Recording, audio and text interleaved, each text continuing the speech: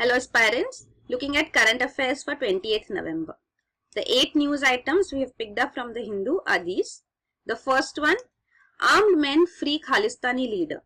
So this is regarding a jailbreak in Punjab in which 6 prisoners escaped and one amongst them was Harminder Singh Minto, who is the chief of Khalistan Liberation Force, and he was deported from Thailand in 2014 and he is wanted in 10 terror cases. Presently, the updated news is that he has also been arrested again, and plus the mastermind behind this jailbreak has also been arrested from Kairana in Uttar Pradesh, Shamli district. So Kairana also, you should remember, we have discussed this earlier in November itself about the Kairana exodus. Means Hindus who left Kairana because of Muslim dominance there. This is alleged claim by a BJP leader. He's given a list of Hindu families who have left this region. So this is a controversy which had erupted. So you should know about it too. Plus this news is important for us from 2 points. One is regarding another jailbreak. So we saw even Simi members who escaped from the prison and were killed in an encounter, and this is another case. So there are jailbreaks, means security features in jails in India is not up to the mark. So this is one aspect which is highlighted. Plus another is regarding the Khalistan movement. So we should know what is this Khalistan movement all about. So I've put it down here in this box.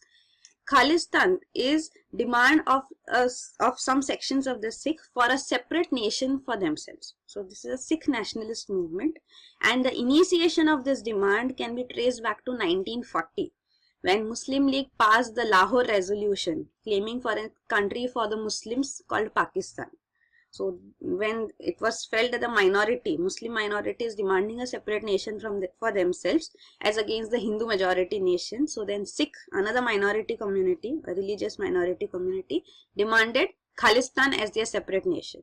So Khalistan would basically comprise of regions in Punjab. And Punjab, again, you should know, in 1947 when Pakistan was formed as a separate nation. So at that time, West Punjab went to Pakistan and East Punjab stayed with India. But then in West Punjab, the Sikhs up here migrated to Indian side. So Punjab is a major region which is the demand of this Khalistani movement as a separate country. So this demand was at its peak in 1970s too, when one Jagjit Singh Chauhan, he went across to USA and from there he claimed to have formed a separate nation called Khalistan in this region, in Punjab in India. So this, he got support from Sikhs diaspora, Sikhs who are living abroad, and they gave a lot of fund was also collected. You can see he collected millions of dollars from Sikh diaspora, and a government in exile kind of a thing was established. Also later we know about Jarnail Singh Bhindranwale, who had sheltered himself with arms in the Golden Temple in Amritsar, and this eventually led to provoking the government, and Indira Gandhi government initiated Operation Blue Star. So this Operation Blue Star of 1984 included even tanks, army battalion tanks being taken into the Golden Temple premises, and all the terrorists were killed. So this also aggrieved the Sikhs because it is one of the holiest places for the Sikh community, Sikh religion, and the Golden Temple was having bullet marks and desecration because of tanks taken in. So this became very controversial.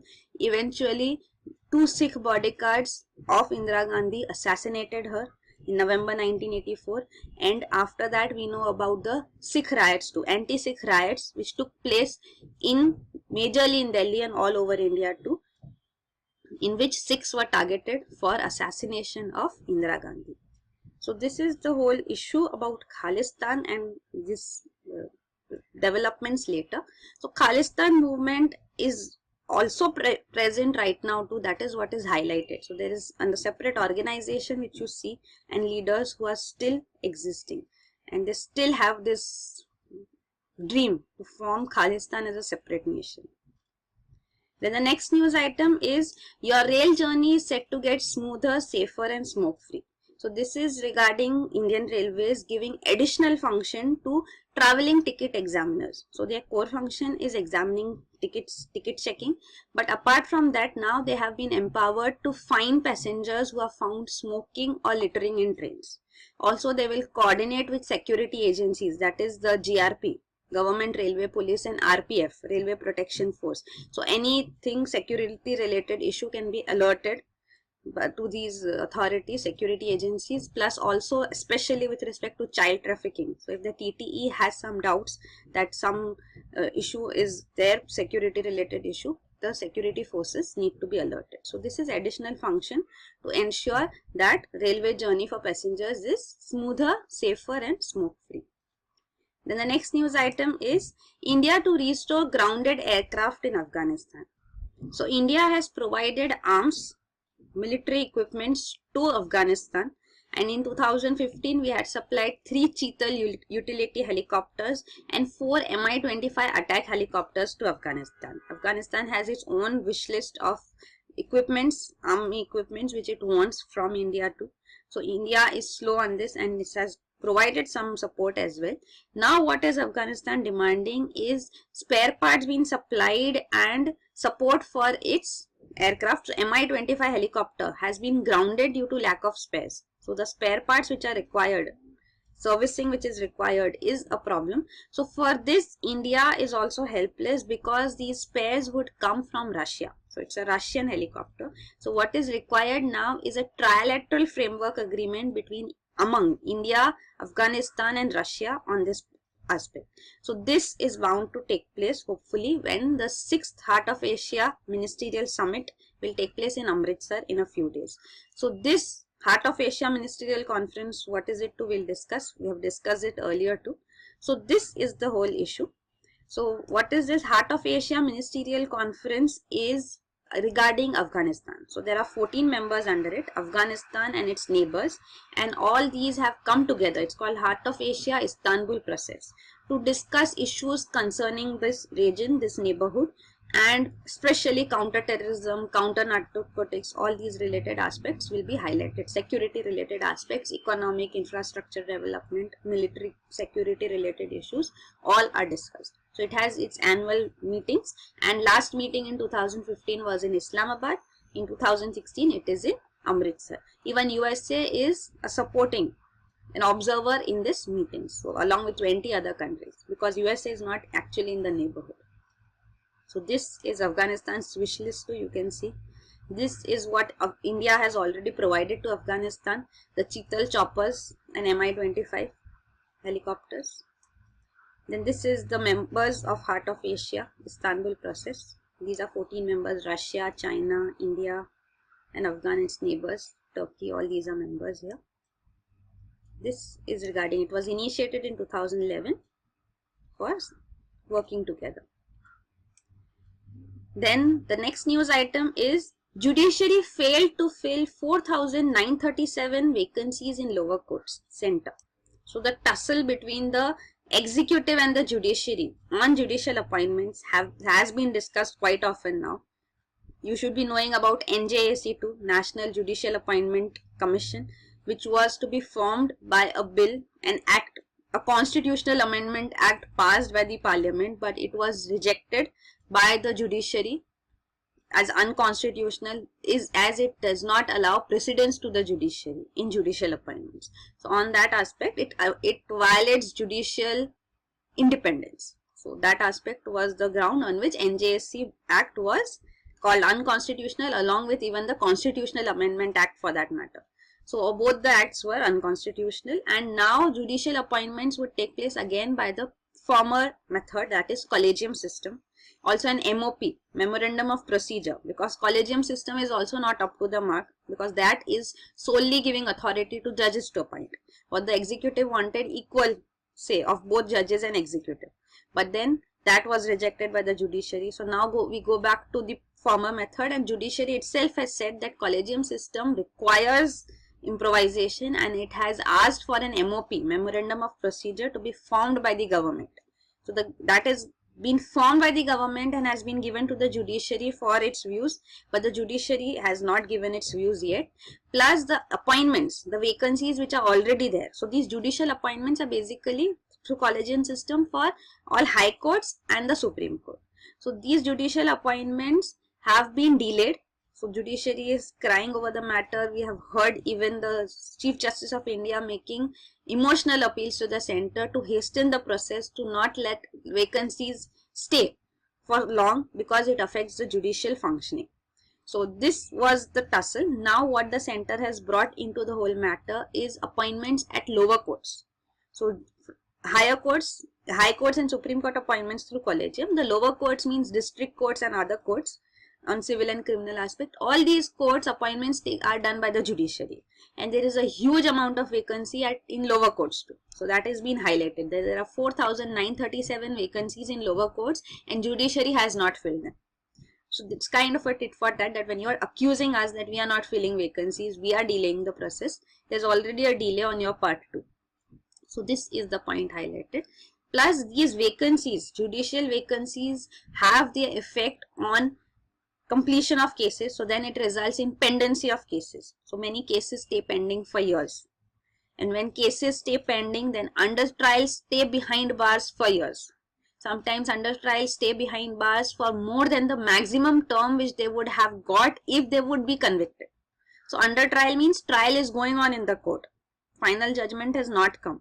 So once the judgment comes, he may be either convicted or acquitted. Convicted means saza ho gayi. Acquitted means he is left scot free. He is free of the charges. So either he is convicted or acquitted. Even if he is acquitted, he has already spent that much amount of time behind bars. So this is the status of cases in India. Even recently in a conference, judiciary had said that all those cases which are lying are under consideration for more than 5 years. So if pendency is more than 5 years, all such cases should be taken on topmost priority. So this is also has been already initiated by the judiciary. So all these are the cases, pendency of cases. You can see here the number of cases pending. So all these aspects are interrelated: vacancies, pendency of cases, and under trials. Even in 2014, this judiciary had said, Supreme Court had said, that all those under trials who have served half of the maximum term prescribed for the offence should be released.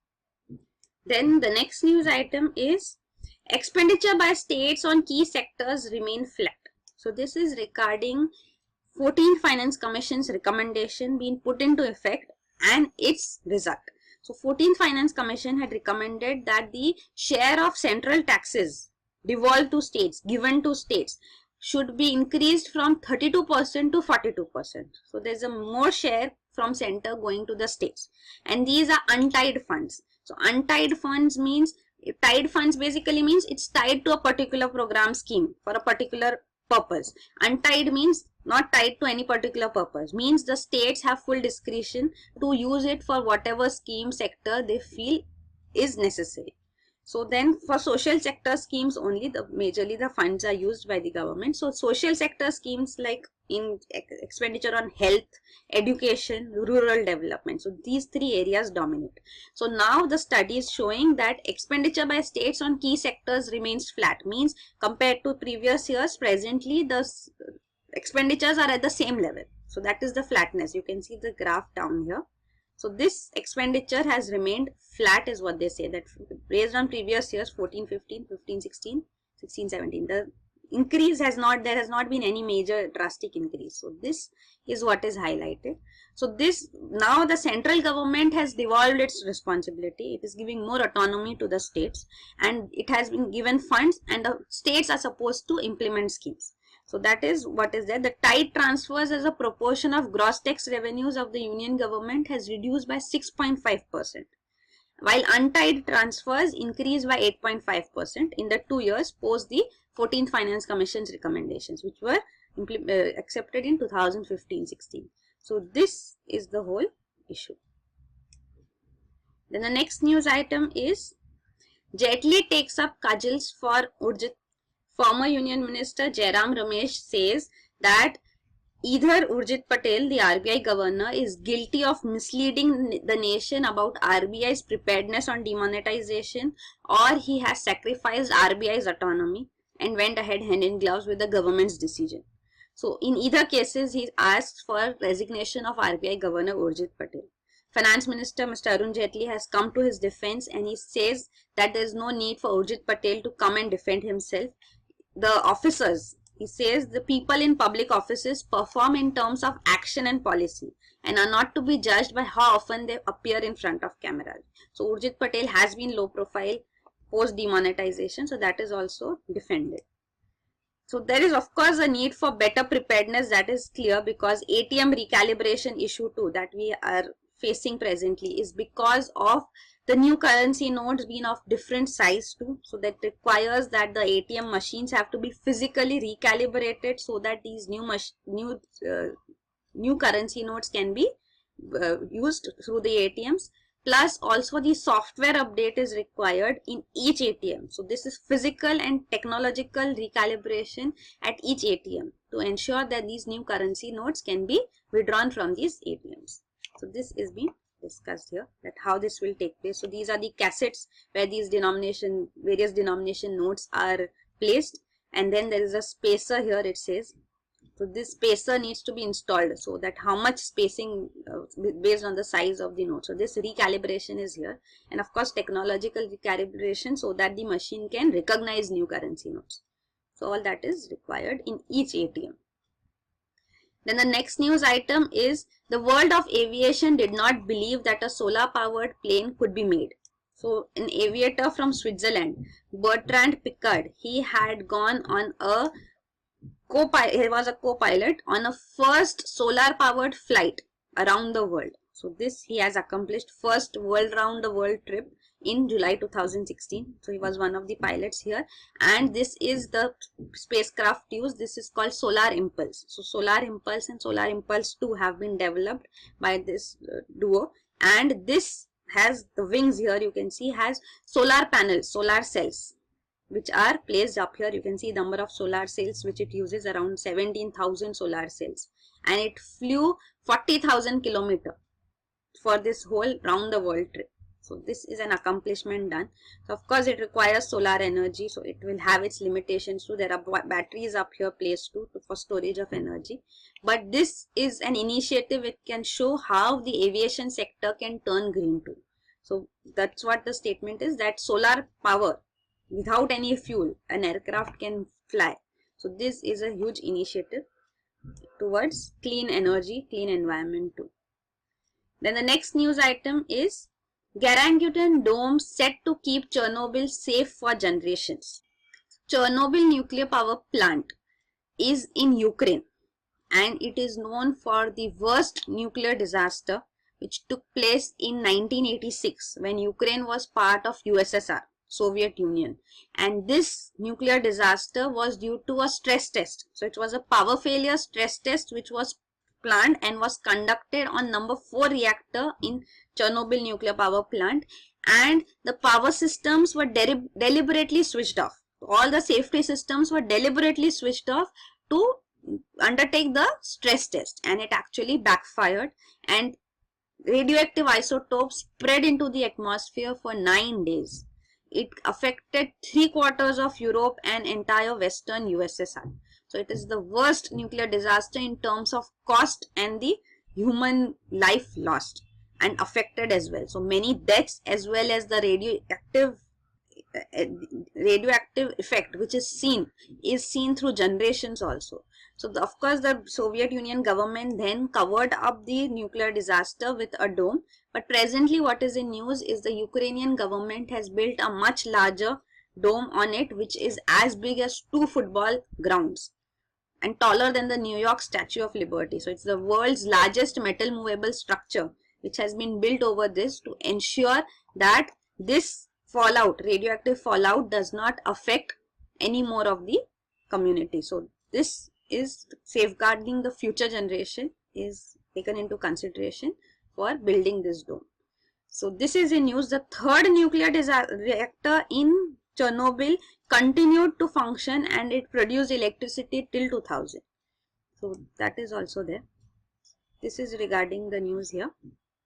This is the dome which has been built. So that is it for 28th. Thank you so much.